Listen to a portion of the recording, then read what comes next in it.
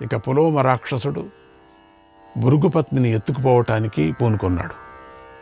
అంతలో అగ్నిగుండంలోని అగ్ని జ్వాలల భగ్గుమని పైకి ఎగిశాయి. తాను చేసే తప్పుడు పనిని అగ్నిదేవుడు చూస్తున్నాడని రాక్షసుడు గ్రహించి ఇలా అన్నాడు, ఏయ్ ఓ అగ్నిదేవా, ఈమె ఎవరి భార్య? నిజం చెప్పు. ఈమె కన్యగా ఉన్నప్పుడే నేను ప్రేమించాను, భార్యగా వరించాను. ఈమె తండ్రి ఈమెను నాకిస్తానని చెప్పి భృగు మహర్షికి ఇచ్చి పెళ్లి చేసేశాడు.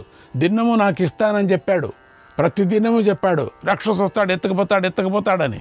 అందుకంటే ఆమె తండ్రి ఏం చేశాడు, ఈ పులోమ నాకిస్తానని చెప్పాడు, భృగు మహర్షికి ఇచ్చి పెళ్లి చేసేశాడు అన్యాయంగా.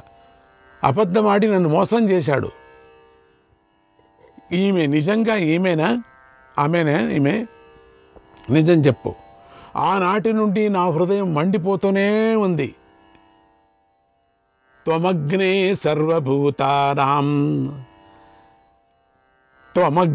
సర్వభూతానాం అంతశ్చరసి నిత్యదా సాక్షివత్ పుణ్యపాపేషు సత్యం బ్రూహి కవే వచః.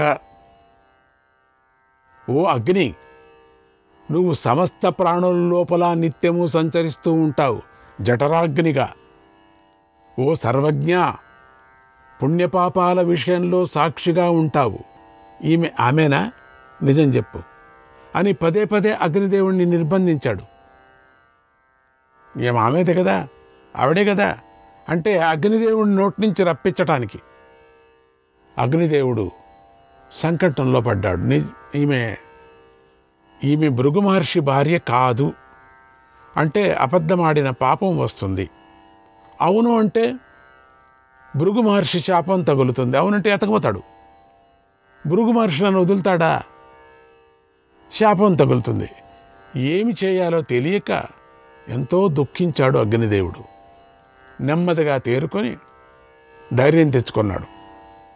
ఎలాగోలా మహర్షి శాపం నుండి తప్పించుకోవచ్చు. కానీ మహర్షిని ఏదో పాదాలు పట్టుకొని ఏదో చేసుకుంటూ ఏదో కొంచెమైనా తప్పించుకోవచ్చు అని అనుకుంటూ అబద్ధం ఆడకూడదు అని నిర్ణయించుకున్నాడు. ఆయనతో అయినా తట్టుకోవచ్చు, కానీ వీడితో తట్టుకోలేను, ఈ రాక్షసుడితో. ఈ రాక్షసుడితో ఇలా అన్నాడు, ఓ రాక్షస, పూర్వం నువ్వు వరించిన ఈమె ఇద్దరూ ఒకటే. కానీ నీవు వేదమంత్రాలతో పెళ్లి చేసుకోలేదు. గమనించు.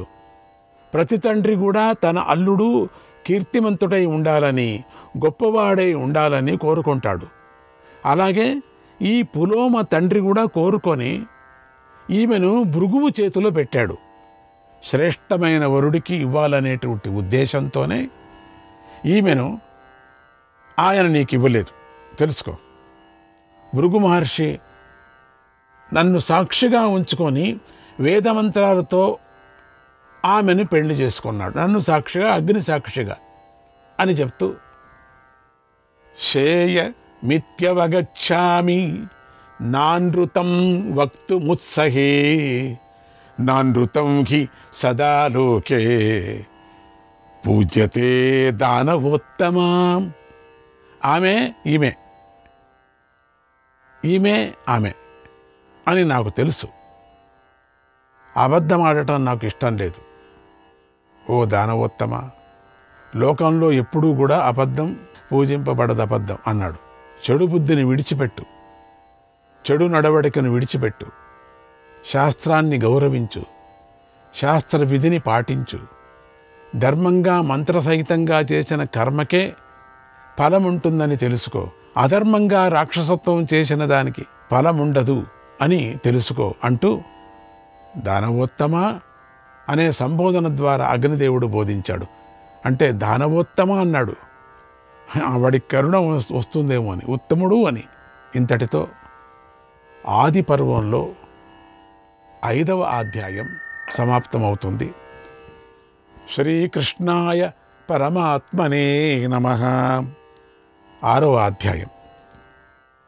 ఈ అధ్యాయంలో చ్యవన మహర్షి జననము, భృగు మహర్షి అగ్నికి శాపం ఇవ్వటము అనేటువంటి విషయాలు చెప్పబడ్డాయి. సూత మహర్షి చెబుతున్నాడు, అగ్నిదేవుడు నిజం చెప్పేసరికి పులోమ రాక్షసుడి రూపం వెంటనే మారిపోయింది. వాడు వారాహమైపోయాడు. అంటే విచిత్రమైనటువంటి ఆకారం, గాలి కన్నా మనస్సు కన్నా కూడా ఎంతో వేగంగా కదిలి భృగు మహర్షి భార్యను అపహరించి పరిగెత్తాడు. పులోమ భోరమని ఏడుస్తుంది. ఎవరు రక్షించేవాళ్ళు లేరు. అగ్నిదేవుడు అలాగే చూస్తూ ఉండిపోయాడు, ఏం చేయలేకపోయాడు. రాక్షసుడు వేగంగా పరుగందుకున్నాడు. అప్పుడు గర్భవతిగా ఉన్నటువంటి పులోమ గర్భము జారిపోయింది. శిశువు బయటకు వచ్చేశాడు. జననం అయిపోయింది అక్కడే. గర్భం నుంచి చ్యుతిని పొంది జన్మించటం వల్ల అతడికి చ్యవ్యనుడు అనేటువంటి పేరు వచ్చింది. చ్యవ్యనుడు పుట్టటంతోనే సూర్యుడిలాగా వెలిగిపోయాడు. ఆ అమిత తేజస్సును రాక్షసుడు భరించలేక భృగుపత్నిని విడిచిపెట్టి క్రిందపడి కాలిబూడిదైపోయాడు. అంత తేజస్సుతో పుట్టాడు. సామాన్యమైన బాలుడు కాదు చ్యవనుడు. పులోమ చ్యవనుడిని ఎత్తుకొని ఏడుస్తూ బ్రహ్మదేవుడి దగ్గరికి వెళ్ళింది నేరుగా. బ్రహ్మదేవుడు ఆమెను ఓదార్చాడు. ఆమె ధారాపాతంగా ఏడవటంతో ఆమె కన్నీరు ఒక నది అయిపోయింది. బ్రహ్మదేవుడు ఆ నదికి వధూసర అనే పేరు పెట్టాడు.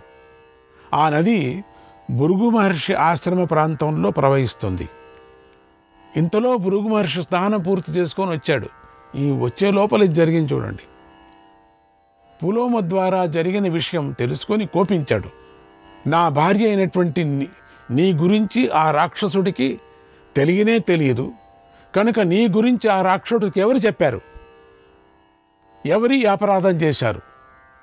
నేను శపిస్తానని తెలిసి కూడా భయపడకుండా ఎవడీ తప్పు చేశాడు? నిజం చెప్పు, నేను అతన్ని ఇప్పుడే నేను శపిస్తాను అన్నాడు. పులోమ, నాథ, అదిగో ఆ అగ్నిదేవుడే నా గురించి చెప్పాడు. ఆయన చెప్పటం వల్లనే ఆ రాక్షసుడు నన్ను ఎత్తుకుపోయాడు.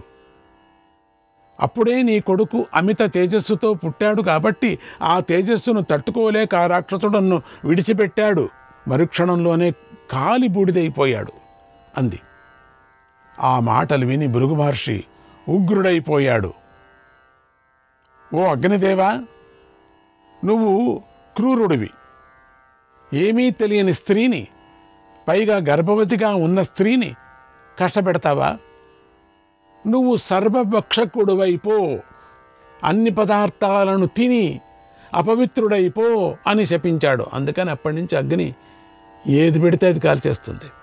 ఇంతటితో 6వ అధ్యాయం పూర్తి అయింది. 7వ అధ్యాయం కథ కొనసాగుతుంది. శ్రీకృష్ణాయ పరమాత్మనే నమః.